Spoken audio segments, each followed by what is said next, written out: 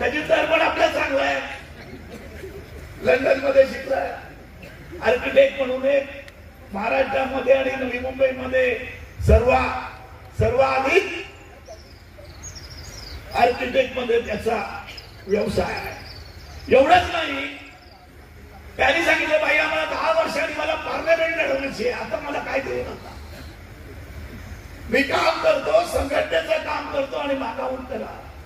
पण बाळाराम पाटलांनी आणि आम्ही सगळे मंडळी निर्णय घेतला, पेड मध्ये आज कठीण आहे, पेडचं नेतृत्व आपण उभं केलं, 50 वर्ष त्यांना आपण तिकीट दिलं, पक्षाशी गद्दारी करून ते निघून गेले।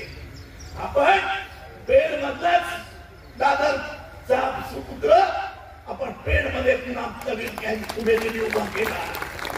मित्र पक्षांनी आणि आघाडीतल्या लोकांनी दादाने रस्ता दिला, तर आज बाळाराम पाटील पण आमदार असते आणि अतुल म्हात्रे सुद्धा आमदार असते आणि प्रीतम म्हात्रे सुद्धा आमदार असते।